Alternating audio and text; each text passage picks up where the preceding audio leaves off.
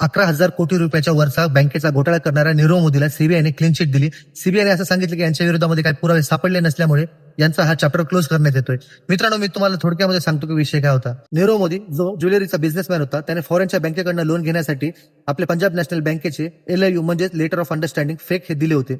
LOU काय असते की एक गॅरंटर असतं, म्हणजे हा व्यक्ती जर लोन देत नसेल तर आम्ही तुमचं लोन तुमच्या इंटरेस्ट सोबत देऊ, म्हणून ही एक गॅरंटी असते. मित्रांनो, तर यांनी काय केलं होतं, काय बँकेच्या कर्मचाऱ्यांना सोबत घेतलं होतं. त्याचं नाव होतं गोकुलनाथ शेट्टी आणि एक मनोज खरात यांना सोबत घेतलं होतं आणि एक फेक LOU बनवून फॉरेनच्या बँकेला सबमिट केले होते आणि फॉरेनच्या वेगवेगळ्या बँकेने याला जवळपास 11,000 कोटी रुपये दिले होते. 11,000 कोटी रुपयांचा हा फ्रॉड 2014 पासून ते 2017 पर्यंत करण्यात आला होता.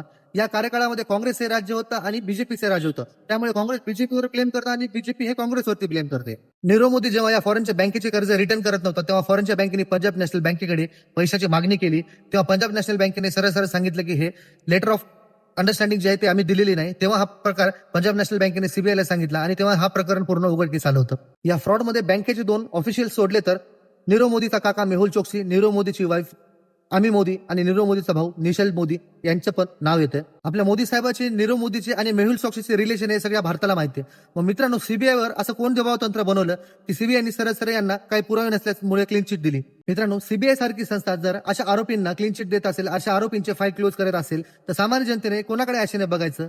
मित्रांनो, यावर तुम्ही तुमचं मत कमेंटद्वारे नक्की कळवा.